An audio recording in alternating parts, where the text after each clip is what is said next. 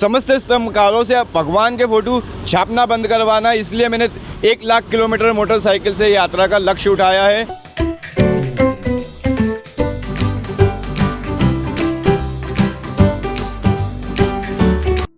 हाँ जी, मैं भारत के 25 राज्य की यात्रा कर चुका हूँ। मुझ पे बंगाल में हमले हुए थे तलवारें से, चाकुओं से। और क्या कारण था?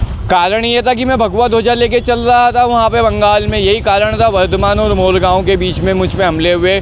और मेरे अभी सिर्फ उधर मेघालय, असम और वहाँ के मेरे राज्य बाकी है। बाकी मेरे 29 में से 25 राज्य हो चुके हैं। जो हमला हुआ था वहाँ से आपने अपनी जान कैसे बचाई? वहाँ से भाग के मैंने मेरी जान बचाई। इस गाड़ी को मैंने 100-120 की स्पीड में भगा के, और शिव जी की कृपा से मैं वहाँ से जान बचा के निकला हूँ। 11 साल पहले मैंने बाथरूम करी थी गणेश जी के फ़ोटो के ऊपर। रिद्धि सिद्धि पेशाब घर में एक बहुत बड़े अखबार में रंगीन फ़ोटो था, वो पेशाब के वो बहुत डाबरे में था। उस पर मैंने 11 साल पहले पेशाब करी थी।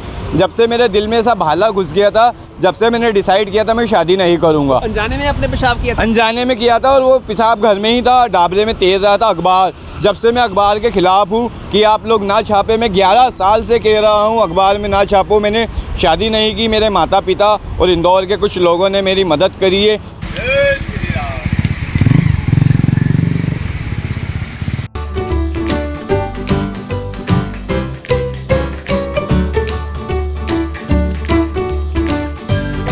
ये कौन सी तारीख से आपने यात्रा शुरू की? 21 फरवरी 2021 से इंदौर मध्य प्रदेश से ये यात्रा आरंभ हुई थी, जो ये अयोध्या जी में पूर्ण होएगी। दिसंबर 2023 में अयोध्या जी में जैसे ही मंदिर बनेगा, और दिसंबर 2023 में सुप्रीम कोर्ट में मैं केस लगाऊंगा, क्योंकि ये लोग सुन नहीं रहे हैं।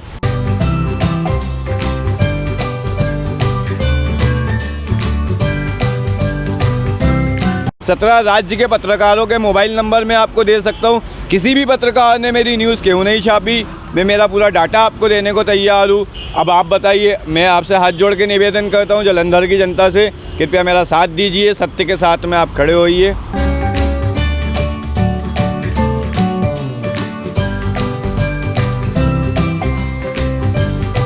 यही मेरा निवेदन, मेरी न्यूज़ है कि अखबार में हिंदू देवी देवताओं के, राम जी के, वाहिगुरु जी के, माता जी के, किसी के भी आराध्य के फ़ोटो ना छापे, क्योंकि वो करोड़ों की मात्रा में रद्दी के रूप में कचरा पेटी, नाली और ट्रेसिंग ग्राउंड में नाले में जाते हैं, और गंदी से गंदी जगहों पे वो पड़े रहते हैं उनका। हाँ जी बाबा जी, आपका नाम क्या है, कहाँ से आए हो?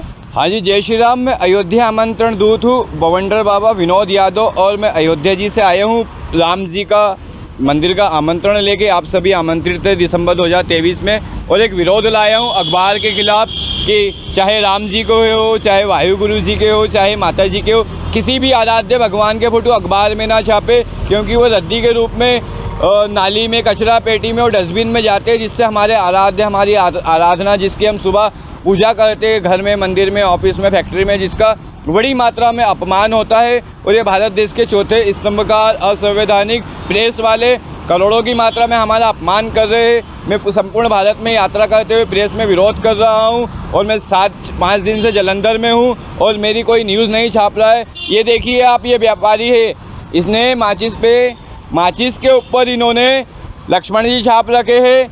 ये बिजनेसमैन है, चप्पल पे, किटकेट चॉकलेट पे और ऐसी बहुत सारी चीज़ें हैं जिस पे भगवान के फ़ोटो ना छापे जाए, और ये प्रतिदिन हमारा अपमान कर रहे हैं। और हमारे जागे हुए लोग जो सोए हुए हैं वो कृपया इसको देखें। तो मैं जालंधर के सम्मानीय जनता से, निवासियों से हाथ जोड़ के प्रार्थना करता हूँ कि मेरी इस आवाज़ के साथ आपकी आवाज़ मिलाए और सत्य के साथ खड़े हो, क्योंकि हम कर्म लेके जाएंगे यहाँ से और सारी संपत्ति रह जाएगी। तो सत्य के साथ आके खड़े हो और हमारे आराध्य को कचरा पेटी से बाहर निकाले। जय श्री राम। हमने भी कई बार इसका एक विरोध किया है। जैसे लक्ष्मी बम होता है दिवाली में, जिसकी पूजा करनी, जिससे हमने वर मांगना है, उन्हीं का हम अपमान कर रहे हैं। लक्ष्मी बम जो फोड़ के है ना, तो वो भी कचरे में पैरों में जा रहा है। उसके अलावा लोगों ने हमें ये कमेंट बॉक्स में बताया है कि मैं भी ये मानता हूँ, एग्री करता हूँ कि जो शादी के कार्ड है, विजिटिंग कार्ड है, वहाँ पर भी भगवान की कोई फ़ोटो नहीं छापनी चाहिए, क्योंकि वो पैरों में आते हैं। बिल्कुल सही कहा आपने, ये बिल्कुल नहीं छापनी चाहिए, क्योंकि आपके आराध्य जो है उनकी एक प्रतिमा होती है, मूर्ति होती है, जो मंदिर और घर में होती है, और जो उनके बड़े फ़ोटो होते हैं वो हमारे मंदिरों में होते हैं।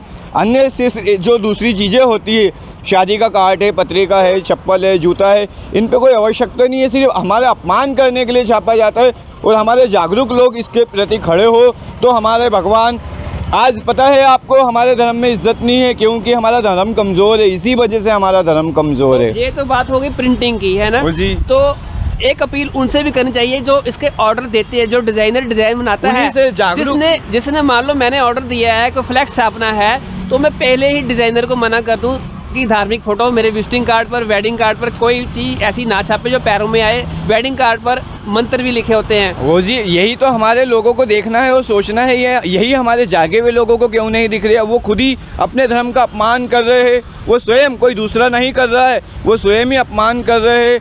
और जिसका अपमान होता है उसकी कोई इज्जत नहीं होती है, और हमारे आराध्य कचरे में है तो उसको कचरे से बाहर निकाले। मैं 1 लाख किलोमीटर की यात्रा मैंने उठाई है, आज मुझे 1 साल 1 दिन हो गया है, 25 स्टेट हो गए हैं और 40,000 किलोमीटर मेरा आज हो गया है।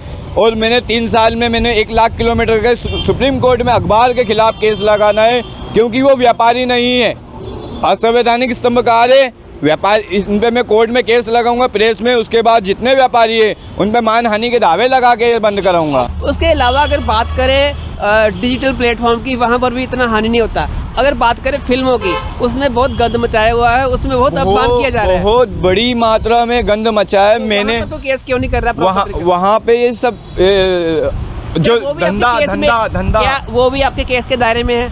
बिल्कुल 100% मेरे दायरे में है, लेकिन मैं स्टेप बाय स्टेप करूँगा। तो बाबा जी, मैं देख पा रहा हूँ कि आप काफ़ी हाईटेक हो, आपके पास स्पीकर्स हैं, मतलब हेडफोन है, मोबाइल फ़ोन है, ठीक है। आपने पूरा एक बाइक राइडर की तरह बने हुए हो, हर तरह की आज के युग में जो जरूरतें हैं। एक तरफ से आप साधु दिख रहे हो, एक तरफ हाईटेक हो।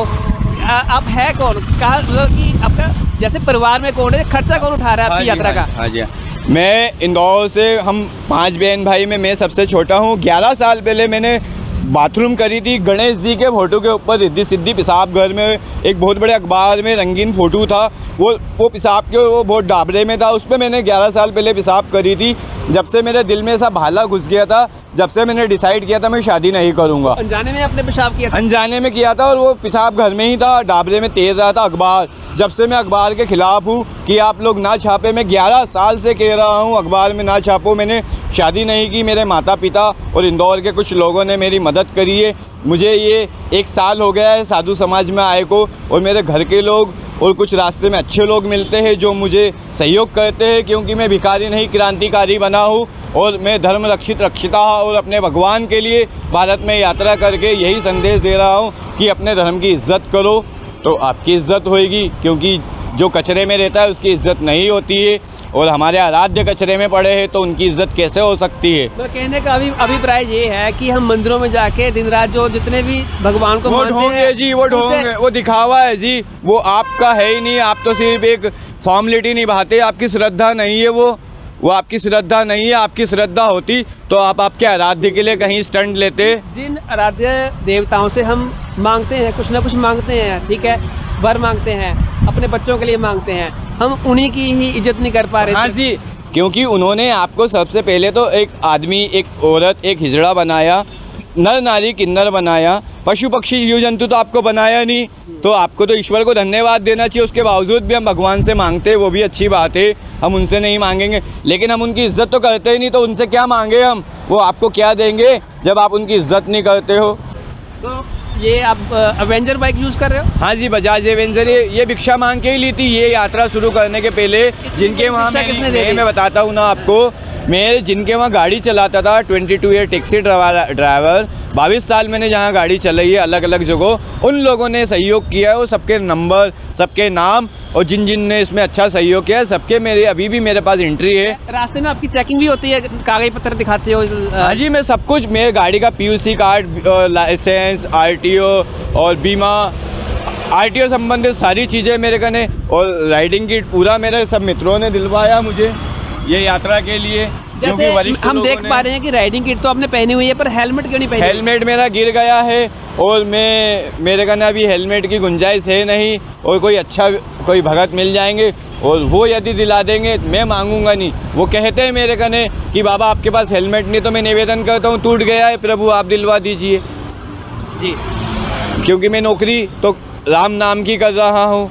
अब मैंने मेरा पूरा जीवन इनके काम में लगा दिया है, तो अब जो सहयोग मेरे पास आके करते हैं वो मैं माथे रख लेता हूँ, लेकिन मैं किसी के वहाँ मांगने नहीं जाता हूँ। मेरा विश्वास राम जी पे, वाहेगुरु जी पे, भोलेनाथ पे पक्का है और वो मेरी मदद आप लोगों के रूप में करते हैं। मैं यही अपील करना चाहता हूँ कि अपने धर्म के पक्के हो और जहाँ हमारा अपमान हो वहाँ पे स्टैंड ले, और जहाँ गंद मचे वहाँ पे आप एक सफाई कर्मचारी की भूमिका निभाए, क्योंकि गंदगी में कोई रहना पसंद नहीं करता। और हमारे देश में बहुत बड़ी मात्रा में गंदगी फैली है, तो एक सफाई कर्मचारी की कहीं भी भूमिका निभाए, आप थोड़ी सी भी भूमिका निभाए, क्योंकि बहुत ज़रूरी है। आज बहुत बड़ी गंद फैली है हमारे देश के अंदर।